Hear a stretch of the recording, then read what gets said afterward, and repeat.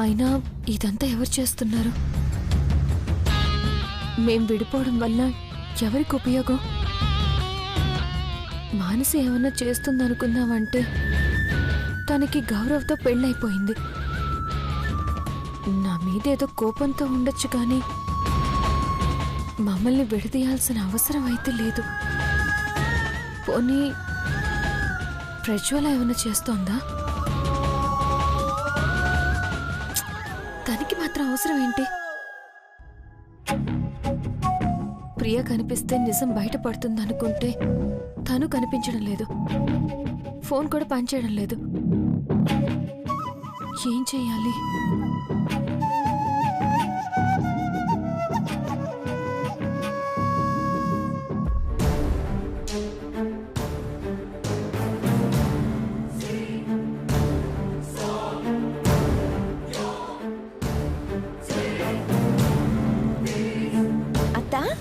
నువ్వెప్పుడొచ్చావు?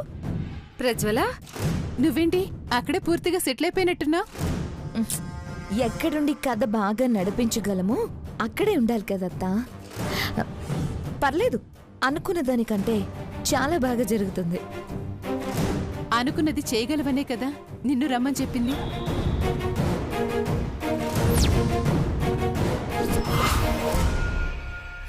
సరే, అన్నయ్య దగ్గరికి వెళ్దాం.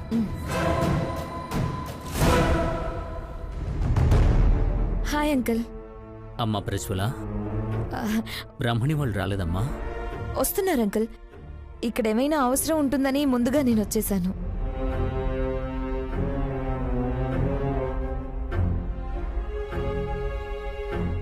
ఏమండి, ఏ ఆటంకం లేకుండా అంతా సక్రమంగా జరగాలని ఆశీర్వదించండి.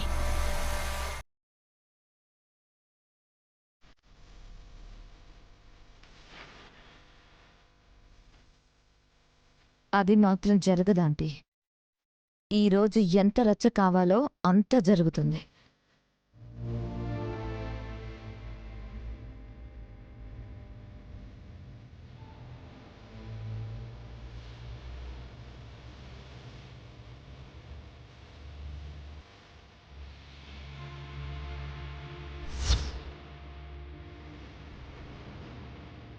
ఏంటన్నయ్య అలా అన్నా?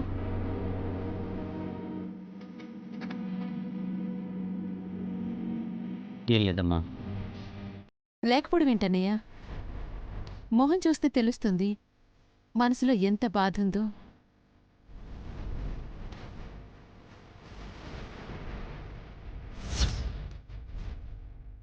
అయినా దేని గురించి ఎక్కువ ఆలోచించొద్దు, టెన్షన్ పడద్దు. అప్పుడే తొందరగా కోలుకుంటావని డాక్టర్లు చెప్పారు కదా. ఇంకా దేనికోసం ఆలోచిస్తున్నావన్నయ్య?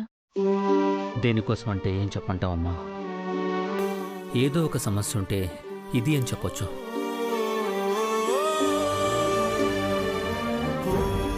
మానసికి పెళ్ళైతే చేశాం కానీ తను సంతోషంగా లేదు. సరయు గొడవ పెట్టుకుని వెళ్ళిపోయింది. ఇక మృదుల పరిస్థితి చూస్తే... అన్నయ్య, దాని గురించి ఎందుకు మాట్లాడతావు? ఇప్పుడు నువ్వు చెప్తున్న అన్ని సమస్యలకి అదే కారణం. కాసేపట్లో అక్కొస్తుందన్నయ్య. నువ్వు దాని గురించి ఆలోచించి బాధపడుతున్నావని తెలిస్తే అక్క మూడు పాడవుతుంది. చాలా రోజుల తర్వాత వదిన ఆడబిడ్డలకి వడిబియ్యం పోస్తుంది. ప్రశాంతంగా జరగని. ఆయన బాధ ఒక్కటే కోమలి. మృదులని ఎందుకు అంతలా ద్వేషించాలి? తనేం తప్పు చేసింది? ఏంటొదినా నువ్వు కూడా? అన్నయ్య అలాంటి ఆలోచనలేం పెట్టుకోకుండా ప్రశాంతంగా ఉంచాల్సింది పోయి ఇంకా గుర్తు చేస్తున్నావు.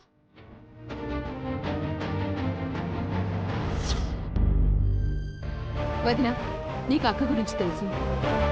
ఆ మృదుల ప్రస్తావన తెస్తేనే రగిలిపోతుంది. అది ఇల్లు వదిలిపోయాకే కాస్త ప్రశాంతంగా ఉంది. దాని గురించి అస్సలు మాట్లాడొద్దు వదినా. మాట్లాడితే దాని తలరాత మారుతుంది అంటే ఎప్పుడో మాట్లాడుండేదాన్ని కోమలి.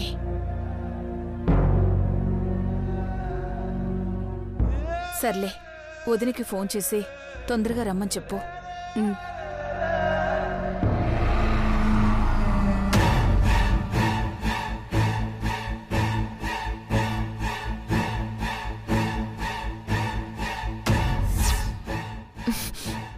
ఇంకా దాని మీద సాఫ్ట్ కార్నర్ పోలేదు చూడత్తా.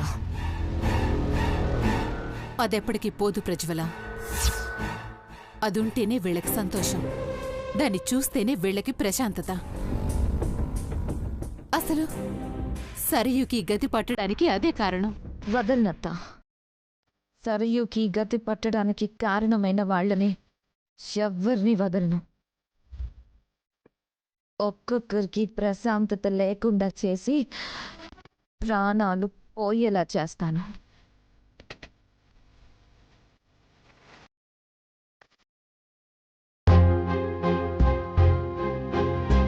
రా వదినా. ఎలా ఉన్నావు వదినా? బావున్నాను వదినా. అన్నయ్య ఎలా ఉన్నారు? ఇదిగో ఇలా ఉన్నాను.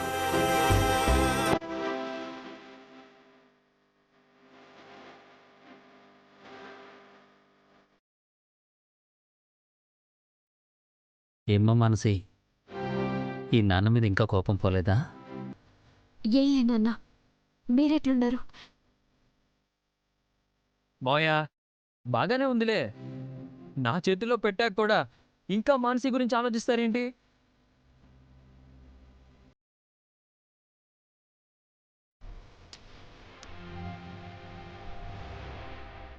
ఏంద్రా నీ చేతిలో పెట్టేది? చీపురు కట్ట.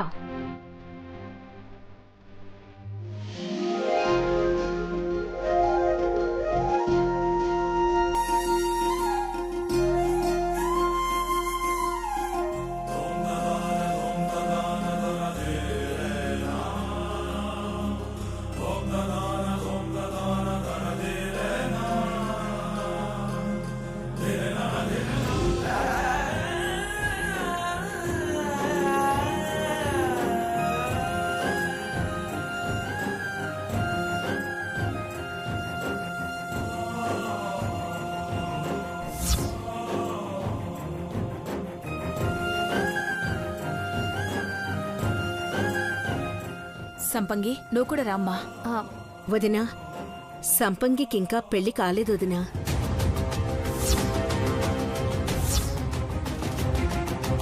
అయ్యో, అవును కదా, మరి పిలవగానే నువ్వెందుకు వస్తున్నావు సంపంగి? ఏదో పెళ్ళైపోయినట్టు.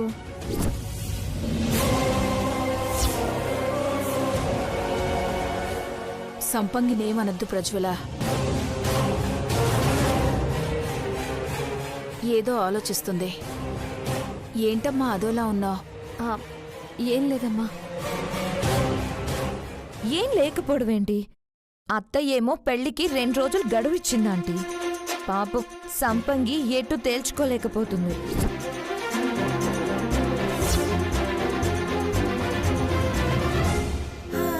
ఇంకా దాని గురించి ఆలోచిస్తున్నావేంటమ్మా?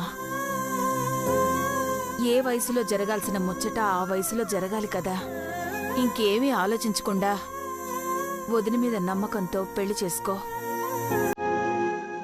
సరేనా? చాలా మంది పరిస్థితి స్వర్గానికి నరకానికి మధ్యలో ఉంటుంది. కానీ నీ పరిస్థితి నరకానికి మధ్యలో నలిగిపోతుంది కదా. ఇది స్టార్టింగ్ బంగారం. ముందు ముందు ఇంకా చాలా ఉంది. సరే వదినా, టైం అవుతుంది. ముత్తైదుల్ని పిలిస్తే మొదలు పెడదాం. అలాగే కోమలి.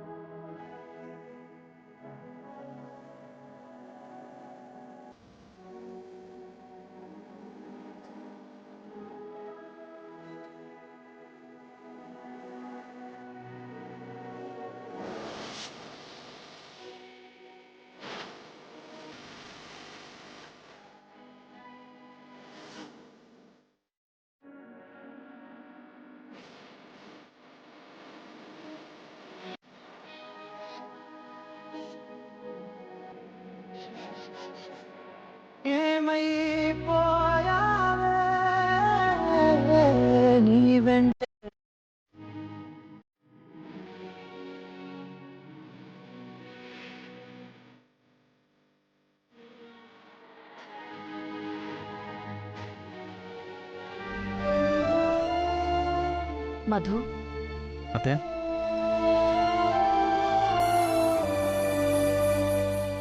ఇందాక అమ్ముందని ఏం మాట్లాడలేదు. మృదుల విడాకులు పంపించిందని ఏదేదో అంటున్నారు. ఏం జరుగుతోందయ్యా అసలు? ఏం జరుగుతుందంటే నాకేం తెలుసు అత్తయ్య. నా చేతిలో ఏముంది చెప్పండి. తనే విడాకుల నోటీస్ పంపించింది. తనే విడిపోవాలనుకుంటుంది. లేదయ్యా, కలలో కూడా దానికి అలాంటి ఆలోచనలు రావు. నా చేతుల మీదుగా దాన్ని పెంచానయ్యా. నా బిడ్డ ఎలాంటిదో నాకు తెలుసు. నేను తెలుసని అనుకున్నాను అత్తయ్య. కానీ తెలిసింది వేరు, జరుగుతుంది వేరు. అసలు ఏం ఆలోచిస్తుందో ఏం చేస్తుందో చెప్పదు. తన ఇష్టానికి అన్నీ చేస్తుంది. చిన్న చిన్న వాటితో మొదలై ఇదిగో విడాకుల వరకు వచ్చింది. నువ్వు ఎన్నైనా చెప్పయ్యా, మృదుల నిన్ను వదిలేస్తుంది అంటే నేను నమ్మను. దానికి మనుషుల్ని కలపడం, మనుషులతో కలిసుండడం తప్ప విడిపోయి బతకడం తెలీదయ్యా. మరైతే ఇదంతా ఎందుకు జరుగుతుంది అత్తయ్య? ఏమో ఎందుకు జరుగుతుందో. మృదులే కారణం అనుకుని దూరం కావాలన్న ఆలోచన అయితే పెట్టుకోవద్దు. మృదులని దూరం చేసుకుంటే కష్టాలు తప్పవని స్వామీజీ అప్పుడే చెప్పారు. దూరం చేసుకుని ఇప్పుడు అనుభవిస్తున్న కష్టాలు చూస్తున్నావు కదా. మృదులుంటేనే మనకి సంతోషం, మన కుటుంబానికి క్షేమం. అర్థం చేసుకోవయ్యా. అన్నీ అర్థం చేసుకున్నాను కాబట్టి తను నన్ను దూరంగా పెట్టిందన్న బాధ దిగమింగుకుని మరి కలవడానికి వెళ్ళాను అత్తయ్య.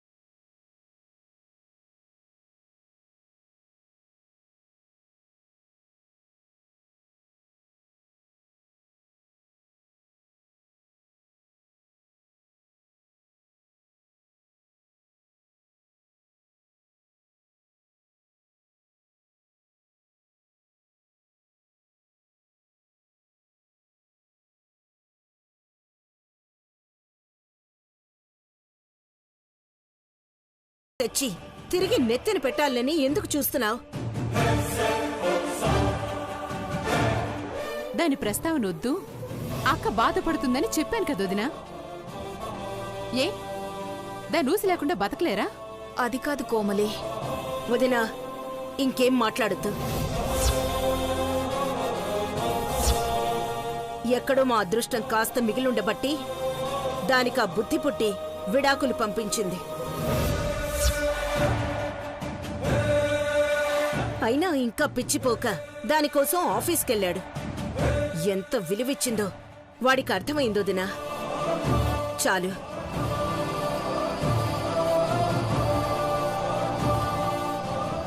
ఆ విడాకులేవో తీసుకొని వాడికి నచ్చినట్టు వాడు బతుకుతాడు.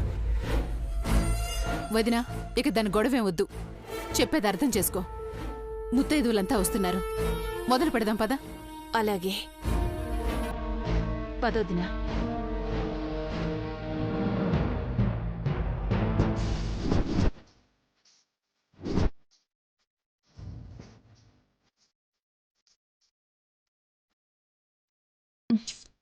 నువ్వు మరీ ఎక్కువ ఆలోచిస్తున్నావేమో బావా. నీ తప్పేం లేదు. వెళ్ళావు, మాట్లాడడానికి ప్రయత్నించావు. తన్నుంచి రెస్పాన్స్ లేకపోతే నువ్వేం చేస్తావు? ఇంకా ఎక్కువ పట్టుకుని వేలాడితే పిచ్చోణ్ణి చూసినట్టు చూస్తుంది బావా. నువ్వే ఆలోచించు ఒకసారి.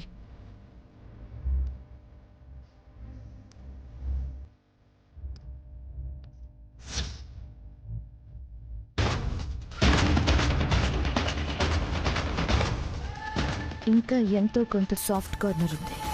అది కూడా పోయి దాన్ని పూర్తిగా తరిమేయాలంటే ఈరోజు దాని అసలు రంగు బయట పెట్టాలి.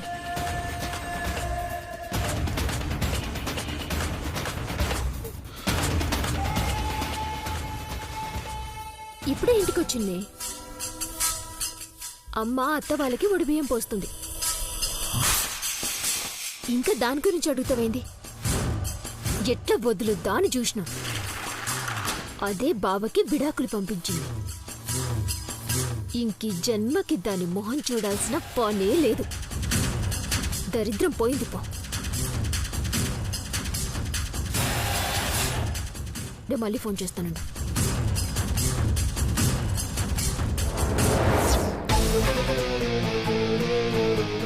ఏందట్లా తినేసేలా చూస్తున్నావు? అసలు నీకు సునకానందం ఏంటే? అన్నయ్య వదులు విడిపోతే నీకొచ్చేదేంటి? నీకేంది మధ్యలో? పోయి పని చూసుకో. మాన్సి ఆగు. ఏ వదులు వదులమని చెప్పిన కదా. అసలు ఏమైంది మానసి నీకు? ఎందుకు ఇలా తయారయ్యావు? ఒకప్పుడు వదిన్ని అంత ప్రాణంగా చూసుకుని ఇప్పుడు శత్రువులా ఎందుకు మారిపోయావు? తను ఏడిస్తే నీకు సంతోషమా? తన జీవితం నాశనం కావాలని కోరుకుంటున్నావా? ఎందుకు ఇలా చేస్తున్నావు? పొగ, ప్రతీకారం, కసి, కోపం ఏందన్నా అనుకో, నా జీవితంతో ఆడుకుంది. మా అత్తకి మనశ్శాంతి లేకుండా చేసింది. అది మా ఇంటికి పట్టిన దరిద్రం. అది పోతేనే నాకు మనశ్శాంతి. ఒకప్పుడు నువ్వు అదృష్టం అనుకున్నది ఇప్పుడు నీకు దరిద్రం అయిపోయిందా? చాలా తప్పుగా ఆలోచిస్తున్నావు మానసి. తర్వాత రియలైజ్ అయ్యాక చాలా బాధపడాల్సి వస్తుంది. ఏ నువ్వు నాకు చెప్పేదేంది? నోరు మూసుకొని నీ పని చేసుకో. ఎక్కువ తక్కువ మాట్లాడితే పళ్ళు రాలుతాయి. మానసి,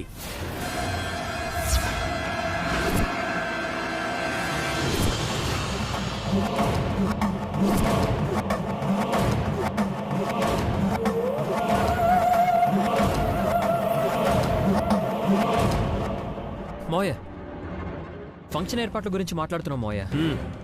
నేనంతా విన్నాను.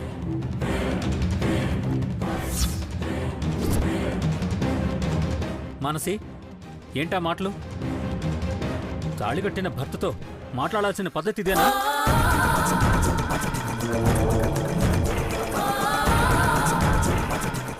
భర్త ఎవరు? మీకోసం, మీ ఆరోగ్యం కోసం బావని, నా ప్రేమని అన్నీ మర్చి తలుంచి తాళి కట్టించుకున్నా అంతే.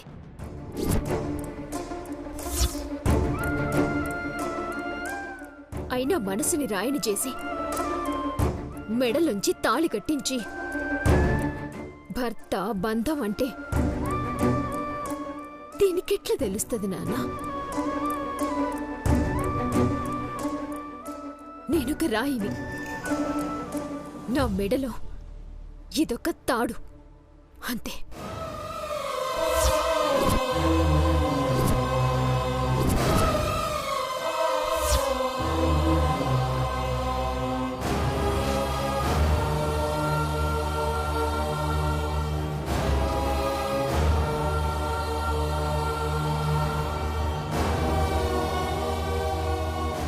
మోయ,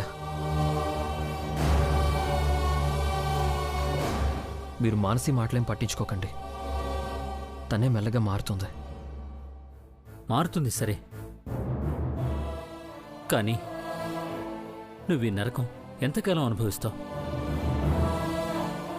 నువ్వు పెళ్లి చేసుకుంటే నా కూతురి జీవితం బాగుంటుందని ఆశపడ్డాను గాని చివరికి నిన్ను బాధ పెట్టిన వాడిని అయ్యాను గౌరవ్.